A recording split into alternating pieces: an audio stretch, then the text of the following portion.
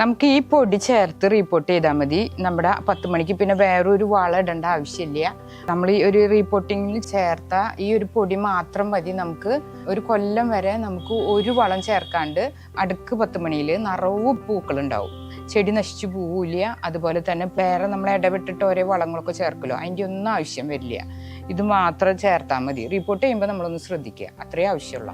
ഇതാണ് നമ്മുടെ 10 മണിയുടെ കൂട്ടങ്ങൾ. അതായത് മഞ്ഞ കളറിലുള്ളതുണ്ട്, ലൈറ്റ് പിങ്ക്, പിന്നെ ഡാർക്ക് റോസ്. ഇത് നമ്മൾ 10 മണി എന്ന് പറഞ്ഞാൽ ഒരു 4 മണി വരെ ഈ അടക്ക് 10 മണി വാടാണ്ടിരിക്കും. പിന്നെ ഇത് മഞ്ഞ, അതുപോലെ തന്നെ ഇത് വൈറ്റ് നല്ലൊരു ഭംഗി കൊടുക്കുന്നതാണ് 10 മണിക്ക്. നല്ല അടക്ക് 10 മണിയാണ്. അപ്പോൾ ഇത് 10 മണിയുടെ ഒരു സീസണാണ് ഈ വേനൽക്കാലം എന്ന് പറഞ്ഞാൽ. ഈ ഒരു ജനുവരി തൊട്ടുള്ള മഴയില്ലാത്ത സമയമാകുമ്പോൾ നമ്മുടെ 10 മണിയിൽ നിറവ് പൂക്കളുണ്ടാവും.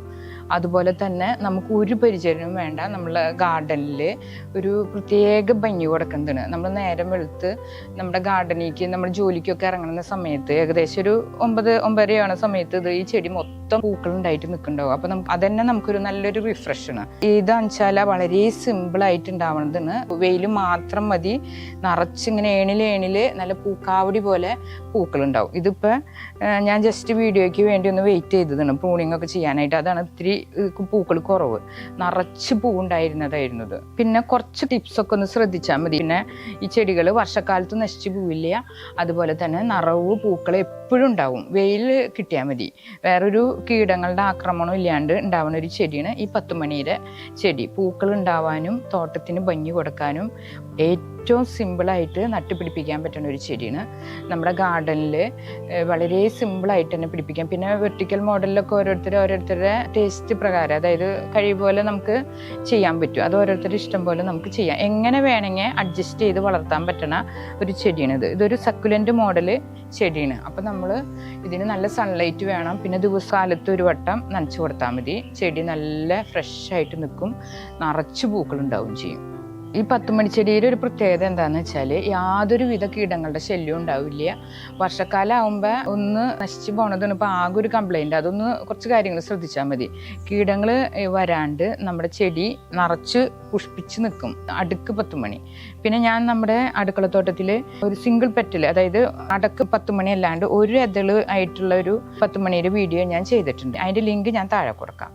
അപ്പം നമ്മുടെ 10 മണി എങ്ങനെയാണെന്ന് വെച്ചാൽ അടക്ക് 10 മണിയാണ്. ഇത് മഞ്ഞ അടക്ക് 10 മണിയാണ്. പിന്നെ ഇതിൻ്റെ ഇലകൾ, അതായത് ലീഫുകൾ നീഡിൽ ഷേപ്പാണ്.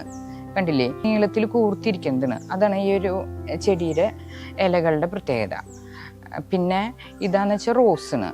ഈ ഒരു എണ്ണം 10 മണികൾ നമുക്ക് സിമ്പിളായിട്ട് നട്ടുപിടിപ്പിക്കാം. വെള്ളം ഒരു വട്ടം ഒഴിച്ചാൽ മതി. ഞാൻ നേരത്തെ പറഞ്ഞല്ലോ. അപ്പോൾ അതിൻ്റെ പ്രൊപ്പഗേഷൻ എങ്ങനെയാണെന്ന് വെച്ചാൽ ഇതിൻ്റെ സ്റ്റെം കട്ട് ചെയ്ത് കഴിഞ്ഞാൽ നമുക്ക് ഈസി ആയിട്ട് പ്രൊപ്പഗേറ്റ് ചെയ്യാം. അപ്പം നമ്മൾ ഈ റിപ്പോർട്ട് ചെയ്യുന്ന വെച്ചാൽ നമ്മൾ ചെടി സെറ്റ് ചെയ്യുമ്പോൾ ഞാൻ നേരത്തെ പറഞ്ഞ പൊടി മിക്സ് ചെയ്തിട്ട് നമ്മുടെ ചെടിച്ചട്ടി സെറ്റ് ചെയ്ത് കഴിഞ്ഞാൽ നമുക്ക് വേറെ ഒരു വളം ഈ വർഷത്തിൽ ചേർക്കേണ്ട ആവശ്യം വരില്ല. അതുകൊണ്ട് തന്നെ നമ്മുടെ ചെടി നിറഞ്ഞ് പൂക്കളുണ്ടായിട്ട് നിൽക്കും. വളരെയധികം ഭംഗി നമ്മുടെ ഗാർഡനിൽ കൊടുക്കുകയും ചെയ്യും.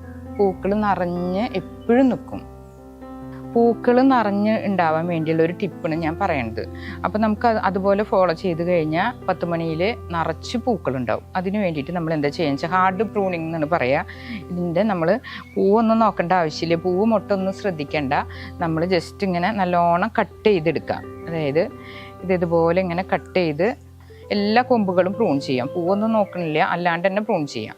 എന്നിട്ട് ചെയ്ത് കഴിഞ്ഞാൽ ഈ ഓരോ കട്ട് ചെയ്ത നമ്മളിവിടെ കട്ട് ചെയ്തതെന്ന് വെച്ചാൽ ഇവിടെ നിന്ന് കട്ട് ചെയ്ത് കഴിഞ്ഞാൽ ഇത് പൂവുള്ള കൊമ്പാണ് ഞാൻ വെട്ടണേ. ഈ കട്ട് ചെയ്ത് കഴിഞ്ഞാൽ ഇവിടെ നിന്ന്, ഇതിപ്പോൾ ഒരു പൂവല്ലേ ഉള്ളൂ, ഇവിടെ നിന്ന് ചെനച്ച് പൊട്ടി നിറച്ച് ശാഖകൾ ഉണ്ടാവും. അതുമൊക്കെ പൂക്കളുണ്ടാവും ചെയ്യും.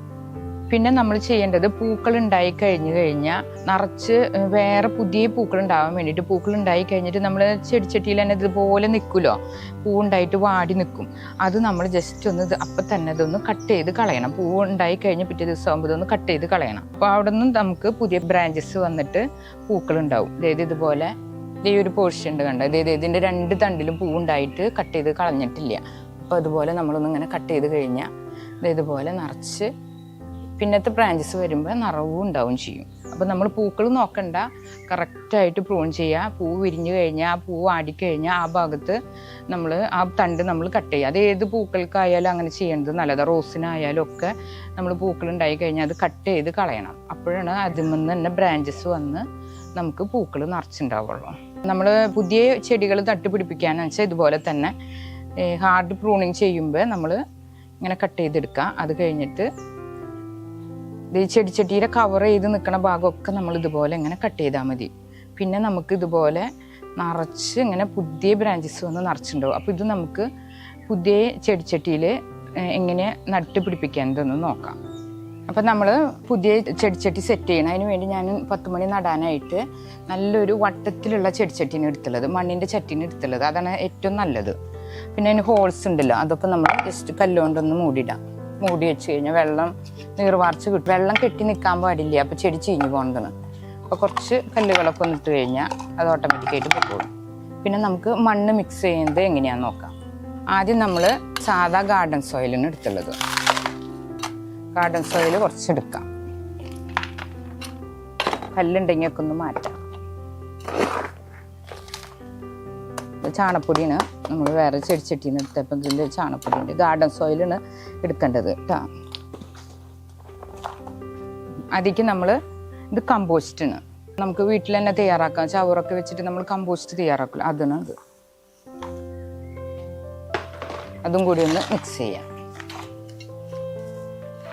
ഇത് നമ്മുടെ ഉണക്ക ചാണപ്പൊടി, അതും കൂടി ചേർത്ത്. പിന്നെ വേണ്ടത് നമ്മുടെ കൊക്കോപിറ്റാണ്. വെള്ളം ഇങ്ങനെ വല്ലാണ്ട് വാർന്നു പോലെ ഒന്ന് പിടിച്ച് നിൽക്കും വെള്ളം. അപ്പം നമ്മുടെ പൂക്കളൊക്കെ ഉണ്ടാവുമ്പോൾ വാടാണ്ട് നിൽക്കും, നല്ലോണം പൂക്കൾ ഉണ്ടാവും ചെയ്യും. അപ്പോൾ ഇതിൻ്റെ വളം കൂടുതൽ ചേർന്ന് നമ്മുടെ റീപോർട്ട് ചെയ്യുമ്പോൾ നല്ലൊരു വളമായിട്ട് നിൽക്കും. ഇങ്ങനെയൊന്ന് ചെയ്ത് കഴിഞ്ഞാൽ പിന്നെ നമ്മൾ ആ ചെടിയുടെ ഭാഗത്തേക്ക് നോക്കണ്ട. ഇങ്ങനെയൊന്ന് ചെടിച്ചട്ടി സെറ്റ് ചെയ്താൽ മതി. നമ്മൾ പിന്നെ ഈ പൂക്കൾ ഒന്ന് പ്രൂണിങ് മാത്രം ചെയ്താൽ മതി. എല്ലാ കാലത്തും നിറവും പൂക്കളുണ്ടാവും. അപ്പോൾ ഇതൊന്ന് മിക്സ് ചെയ്തു. പിന്നെ നമ്മൾ ചേർക്കണത് നമ്മുടെ മെയിൻ ഇൻഗ്രീഡിയൻ്റ് ആയിട്ടുള്ള ഈ ഒരു പൊടിയാണ്. ഇതെന്താ പൊടിയെന്ന് വെച്ചാൽ നമ്മുടെ പഴത്തൊലി ഉണ്ടല്ലോ, പഴത്തൊലി വെയിലത്ത് വെച്ച് ഉണക്കി എടുത്ത പൊടിയാണിത്. ഇത് നമ്മൾ കുറച്ച് ചേർക്കാം. അതും കൂടി ചേർത്ത് കഴിഞ്ഞാൽ പൂക്കൾക്ക് ഒരു ക്ഷാമം ഉണ്ടാവില്ല. പിന്നെ നമ്മൾ എല്ലുപൊടിയാണ് ചേർക്കേണ്ടത്. കുറച്ച് എല്ലുപൊടി ചേർക്കാം. പിന്നെ നമ്മൾ ചേർക്കേണ്ടത് വേപ്പിൻ പിണ്ണാക്ക്. അപ്പോൾ നമ്മുടെ ചെടിക്ക് എന്തെങ്കിലും ഒരു കംപ്ലൈൻറ്റ് ഉണ്ടെങ്കിലും അത് ഒഴിവായി പൊക്കോളും. അപ്പോൾ നമ്മൾ റീപോർട്ട് ചെയ്യുമ്പോൾ ഇതൊക്കെ ഒന്ന് മിക്സ് ചെയ്താൽ മതി. വളരെ നമുക്ക് സുഖമാണ്. പിന്നെ ഈ ഭാഗം നമ്മൾ ശ്രദ്ധിക്കേണ്ട കാര്യമില്ല. നല്ല വെയിലും കിട്ടുക. പിന്നെ ദിവസം ഒരു നേരം നനയ്ക്കുക, അത്രയേ വേണ്ടൂ. ഇത് പിന്നെ നമ്മൾ അറക്കപ്പൊടിയാണ്. നമ്മൾ മരമൊക്കെ കട്ട് ചെയ്യണ മരക്കമ്പനികളിൽ നിന്ന് കിട്ടും. ആ ഒരു പൊടിയും കൂടി നമ്മൾ മിക്സ് ചെയ്യാം. ഇതൊന്ന് നമ്മുടെ റീപോർട്ടിങ് മിക്സ് കൊണ്ട് ജസ്റ്റ് ഇതൊന്ന് ഫില്ല് ചെയ്യാം.